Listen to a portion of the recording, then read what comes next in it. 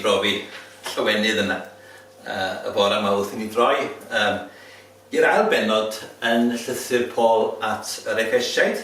Fe ni wario pythefnos ynghynt yn y bennod gyntaf.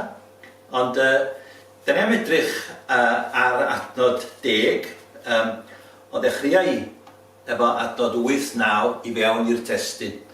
Trwy ras yr ydych wedi eich achub trwy ffydd, nid eich gwaith chi yw hyn, rhodd Duw ydyw. Nid yw'n dibynnu ar weithredoedd, ac felly ni all neb yn ffrostio. Oherwydd ei waith ef ydym, wedi'n creu yng Nghrist Iesu i fywyd o weithredoedd da. Bywyd yma Duw wedi drefnu ni o'r dechrau. Ei waith ef ydym, wedi'n creu yng Nghrist i fywyd o weithredoedd da. Bywyd yma Duw wedi ei drefnu ni o'r dechrau. Wel, sa'r ddim amheuaeth bod yna newid mawr yn cymryd lle yn hanes y byd.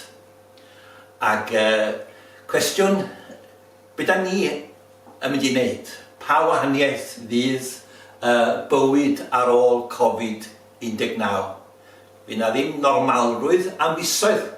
Fydd na ddim setlo lawr. Fydd na ddim mynd yn ôl i hen batrymau.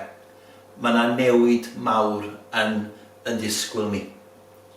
A dwi'n meddwl bod o'n bwysig iawn i ni edrych arno fo o safbwynt Duw a beth gan Dduw ar ei cyfer ni fel i bobl ef. A pa gysur a cyngor sydd gan yr arglwydd afo ni i ni yn y gair yma. Ac edrych felly yda ni o safbwynt Efesiaid 2:10. Beth gan Dduw ar ein cyfer ni yn bersonol? Falle bod gennych chi gynlluniau, falle bod chi wedi bod yn meddwl, falle bod chi wedi penderfynu blaenoriaethau gwahanol, falle bod chi wedi penderfynu bod chi wedi bod yn byw yn anghywir a bod yna rai bethau o ddim angen, a bod chi wedi bod yn wasraffus a bod chi eisiau sefydlu rhyw agenda newydd. Beth bynnag ydy'ch cynlluniau chi. Gofyn ydw i efo chi bore yma, beth sydd gan Dduw ar ein cyfer ni. A be mae Paul yn dweud wrtho ni ydy bod o wedi'n creu ni i fywyd o weithredoedd da. Mae wedi'n creu ni i fywyd o weithredoedd da. Mae hyn yn gysur mawr iawn i bob Cristion. Yn pwrpas ni ydy byw i ogoniant Duw a byw gweithredoedd da ei cyflawni nhw. A mae hyn fatha launchpad, mae'n fatha lwyfan. Mae Duw wedi trefnu'n bywyd ni, wedi arfeithlu ei gynllun o. A i ni ddarganfod pethau da i gyflawni, i fyw bywydau o weithredoedd da. Mae Duw yn gwybod am yr argyfwng yma, a mae Duw yn nabod yn sefyllfa ni. Mae'n gwybod yn anghenion ni, mae'n gwybod yn cyfyngiadau ni, mae'n gwybod yn amgylchiadau ni. Mae'n gwybod beth sydd o'n blaen ni. Dydy be mae Paul yn deud fan hyn ddim yn perthyn i'r eglwys fore a eglwys yn Ephesus. Mae bob Cristion wedi greu i fywyd o weithredoedd da. Falle bod rhain yn ni yn cofio yn ôl yr hen record player a'r nodwydd bondi grybwyll, nodwydd yna. Fydda'n yn hel llwch a weithiau fydda'n sgratsio yr hen record. Ond mae'r darlun o'r nydwydd a creu sain, a creu llais. Mae gan Dduw le i ni seinio i glod. Mae ffeindio hwnna yn bwysig iawn, bod yn y grŵf iawn, yn y lle iawn. Ac edrych gyda potensial a posibiliadau a gofyn be nai? Be nai mae o eisiau wneud? Be nai mae o eisiau i gyflawni? Da ni'n gyfarwydd yn yr Hen Testament, newedig yn Jeremia ar ddiw fel crochennydd. Mae wrthi yn gweithio arna ni. A mae o'n siapio ni.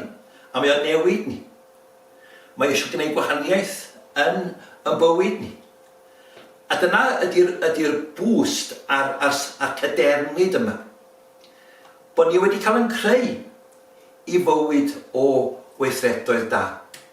Mae Duw wedi trefnu pethau a bwriadu yn llwybr ni fel bod ni yn cyflawni ei fwriadau ef. Da ni'n cael yn Genesis bendithio Duw a dweud byddwch ffrwythlon a amlhewch llenwch y ddaear a darostynwch chi. Llywodraethwch ar bysgod y môr. Ar adar yr awyr ac ar bopeth byw sy'n ymrisgio ar y ddaear. Galwn ni i waith, mae Duw. Galwn ni i gyflawni i fwriadau fo. Mae'n wir am y creu, mae'n wir rwan. Byddwch ffrwythlon. Llanwch, llywodraethwch. Byddwch yn greadigol. Byddwch o gwmpas eich pethau. Achos, meddai Paul, bywyd yma Duw wedi drefnu ni o'r dechrau. Ac wrth gwrs, da ni'n gweld yn Effesiaid 1 bod yna gyngor 3 yn 1, bod yna drefn, bod yna dad, mab ac ysbryd glân wedi'i rhaglennu, wedi'i bwriadu bywyd ar gyfer y Cristion. A mae Duw wedi edrych arna ni, a mae wedi nabod ni, a mae o wedi meddwl, dyma hi rwan, yn y sefyllfa yma, 2020, mis Mehefin. Mae wedi trefnu bywyd i ni. A'r cwestiwn ydy, yda ni yn agored i fod yn seinio i glod o, bod i nydwydd o yn rhannol yn bywyd ni, a bod ni ond yn adlewyrchu i ogoniant o. Ar y llaw arall, fe allwn ni fod yn scepticaidd ac yn drist ac yn negyddol ac yn anobeithiol, allwn ni torri'n calon am lot o resymau. A dwi'n meddwl bod yna rhywbeth prydglwyfus arna ni fel cenedl, ac yn sicr efo cyflwr eglwysi a cyflwr Cristnogaeth. Mae'n hawdd iawn llys i dwylo, mae'n hawdd iawn rhyw semi-ymddeol fel y mae a fel y mae'n mynd i fod. Chydig iawn o'r cynhiaf, chydig iawn o'r llwyddiant da ni yn gweld. Ond os di Duw yn galw ni a wedi trefnu i ni o'r dechrau fywyd o weithredoedd da, dyla ni wedyn ofyn be sy'n gan yr arglwydd ar ein cyfer ni, be ydy'r gweithredoedd da yma wedi trefnu, pa raglen waith, pa gynlluniau, be fedra i wneud efo mywyd yn y sefyllfa yma rwan. Dwi adre, wel fedra i godi ffôn, fedra i alw rhywun, fedra i anfon e-bost, fedra i annog rhywun. Fedra i feddwl am yn arian a meddwl am busoddi mewn anghenion y tlawd. Fedra i feddwl yn greadigol sut fedra i gyflawni gweithredoedd da. A beth dwi eisiau annog chi ydi meddwl yn greadigol gyda'r ysbryd glân be sgennach chi wneud sydd yn wahanol i'r ryt allwn ni mynd iddo fo. A ryw just bodloni a fel a mai a fel a ddydd. Be mae Duw wedi trefnu i ni o'r dechrau? Y gwir ydy, ynde, mae gan bob un ohono ni fel Cristnogion gyfraniad unigryw. Mae bob un Cristion yn siap o ffenest liw. Siwr bod chi'n gyfarwydd a mynd i fewn i eglwys ac o'n adeg doedd bobl yn methu deall Lladin, felly oedden nhw'n deall yr Efengyled trwy weld y ffenestri lliw a'r storis Beiblaidd. Wel, mae'n grefft i wneud ffenest fel yna. A mae yna siapau gwahanol ar gyfer bob darn o wydr, a mae yna liwiau gwahanol. A da chi fel Cristion yn unigryw yn eich sefyllfa chi, yn eich cylchoedd chi, gyda'ch doniau chi, dim ond chi di'r siap gogoniant Duw yn eich bywyd chi. A dim ond swydda chi all lliwiau yr efengyl lywyrchu.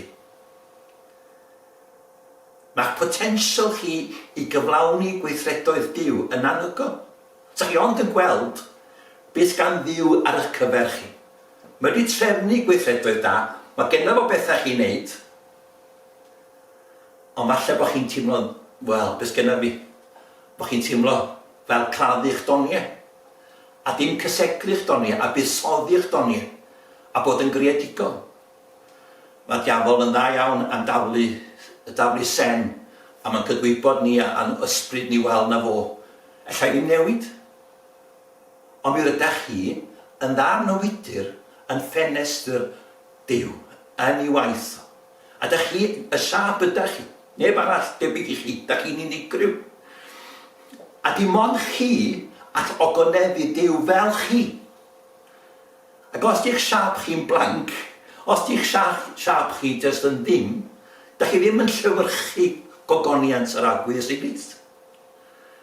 So mae'n bwysig iawn adnabod be mae'r Arglwydd yn mynd i wneud trwydda fi, sut liw, sut siap, sut gyfraniad sgenna fi i wneud.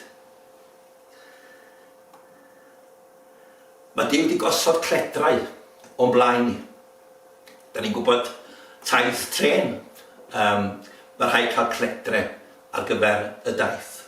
Ac os da chi'n meddwl am yr ymadrodd yma gan Paul, bod o wedi trefnu y gweithredoedd da yma ar ein cyfer ni.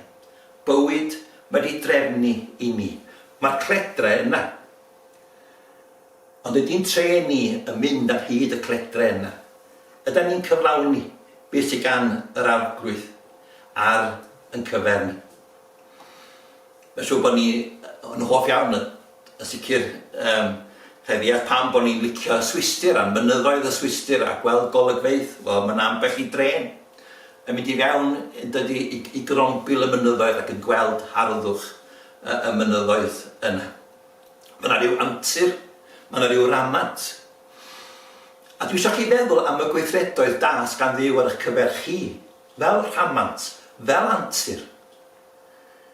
Mynd i fewn i gynlluniau a meddwl, be fedra i wneud efo mywyd? Be fedra i wneud rwan? Be di'n sefyllfa fi? Be di'r llwybrau mae o'n gosod o'n blaen i? Be di'r cledrau mae rhaid i fi ddilyn? Be di y canllawiau? Be di'r posibiliadau? Wel, byddech chi, dwi di ymddeol. Wel, gyda fi wraig anwyl iawn dath drosodd i weithio efo'r Mudiad Efengylaeth yn Llangefni, John Hughes o Gaernarfon. O hithe wedi ymddeol, wedi cael ei anrhydeddu mewn gwasanaeth sifil yn Gaernarfon. Weithio fo amaethwyr, oedd hi'n 70. A nath hi ymateb i wahoddiad i ddod i weithio 2 ddiwrnod. Oedd hi ddewr iawn wedi weithio efo fi am 2 ddiwrnod, ond dyna chi ddynes. Oedd yn edrych am y gweithredoedd da oedd yr Arglwydd am iddi gyflawni. Oedd hi'n cwyno am beth tro bod fi mynydd ar dyn San Steffan. Oedd hi wedi cael dydd dolig diwrnod cynt. Ac oedd hi'n ffonio yma'n gofyn amdano fi. Oedd hi'n meistroli cyfrifiaduron a meddalwedd, ond na ddim byd yn stopio Joan. Oedd gen i gynllun, oedd gen i waith i wneud. A coffa da amdani. A mae yna nifer o bobl tebyg, da chi'n nabod nhw, sydd ddim di llesu dwylo a dweud, dyna ni. Mi oedd Joan yn wynyddwraig, ac oedd hi'n weddiwraig, ac oedd hi'n anogwr, ac oedd hi'n hwyl. Ac oedd hi'n ffres, ac oedd hi'n hyfryd iawn i bod yng nghwmni pobl ifanc. Dyna chi Joan, a mae gennych chi bobl. Mae gennych chi bobl hefyd tebyg i fi. Ond ydych chi yn cyflawni'ch potensial? Ydych chi'n ffeindio eich rôl? Os nad yw'r Arglwydd yn adeiladu'r tŷ, a mae adeiladwyr yn gweithio yn ofer. Mae hwnna'n cael ei ddweud yn aml am yr eglwys, os nad yw'r Duw yn y peth, sa'n byd yn dod ohono fo. Ond mae'n wir hefyd am y bywydau ni. Be da ni'n gyflawni, be da ni'n neud? Be di'n rôl ni? Be di'n dyfodol ni? Beth gan yr Arglwydd ar yng nghyfer i gyflawni? Be fedra i fod yn ei ddwylo fo yn hwylen? Be fedra i fod yn ei ddwylo fo yn anogwr? Sut fedra i gysegru a gweithio trwydda fi i ddwyn gogoniant i'w enw? Sut fedra i seinio i glod o a bod yn ei law ef, a bod o yn cael ei ffordd efo fi. Bywyd yma Duw wedi drefnu i ni. Ei waith ef ydy. Waith o ydy o. Waith yr arglwydd ydy o. Duw ar waith yn y bywyd ni. Da ni wedi rhyfeddu at effesiau dyn. Da ni'n rhyfeddu at ei waith o mewn amlinellu hynny. Adnod 1 i 9 yn effesiau 2. Ond mae Duw ar waith. Mae'n dweud wrth Jeremia, cyn i mi dylunio yn y gros, beth adnaf fi, a chi'n denu, beth gysegrais, rhoddais di'n broffwyd i'r cenedloedd. Cradur do Jeremia ddim eisiau bod yn broffwyd mewn cyfnod anodd, heriol, efo neges o ddim yn mesij o ddo eisiau rhannu o barn Duw. Ond Jeremia, dwi wedi nabod ni cyn denu, a dwi wedi galw ti'r gwaith yma. Ac wrth gwrs, dydy ddim yn yr un rôl, fyddwn ni ddim yn Jeremias. Ond mae'r syniad yma bod Duw yn nabod Jeremia cyn i lunio. Gwrandewch, meddai Eseia, chwi ynysoedd, rhowch sylw, chwi bobl o bell. Galwodd yr arglwydd fi o'r gros, o frif y mam, fe mhenwodd. Ac yn awr llefarodd yr arglwydd am llunio o'r gros yn was iddo. I adfer Jacob a casglu Israel i'w ogoneddu yngwydd yr arglwydd. Am fod fy niw y gydernid i mi. I waith ef ydym. Wedi'n creu yn Crist Iesu i fywyd o weithredoedd da. Be mae hynny'n golygu ydy bod yr adnoddau, bod y capacity, bod y nerth i gael i fywyd o weithredoedd da yn dod o'r wynfydden, o'r arglwydd Iesu. Mae wedi'n creu ni yng Nghrist Iesu. Da ni'n rhan o gorff Crist, da ni'n bobl yr arglwydd, wedi cael yn prynu efo'r gwaed. Mae o'n frawd mawr i ni, mae o'n ben yr eglwys. Mae o'n gefn i ni, wedi gaddo pob a ddewid ar ein cyfer ni. Wel, rai fyddai gyda chi. Wedi'n creu yng Nghrist Iesu. Iesu Grist ydy tarddiad yn gweithredoedd da ni. Iesu Grist ydy symboliad. Iesu Grist sy'n mynd i'n cynnal ni i gyflawni nhw. Ewn ni ddim yn bell efo addunedau dechrau'r flwyddyn. Os di flawn y Covid yma dros nos, buan iawn yn ni'n ôl i hen arferion, dyna natur ni. Ond pan da ni'n cofio bod ni wedi cael yn creu yng Nghrist Iesu, gwelodd dylygaid fydda'r salmydd fy nefnydd dilyn. O bobl bach, be da ni? Ond di byd. A mae'r cyfan wedi sgifennu yn dylyfr. Cafodd fynyddiau i ffurfio, nad oedd yr un ohonynt yn ddyn llwyr yn yr arglwydd. Pan ydi bynnu a dy ddeall dy hun. Cydnabyddai ef yn dy holl ffyrdd. Bydd ef yn sicr o gadw dy lwybrau yn union. Duw yw'r un sydd yn gweithio ynoch i beri ewyllysio a gweithredu i'w amcanion ef. Dyma manifesto Duw, dyma cynllun Duw, bod ni'n meddwl o'r newydd, ymddod yn llwyr yn yr arglwydd, bod ni ddim yn meddwl bethau'n hunain, bod ni'n cydnabod ef yn dy holl ffyrdd.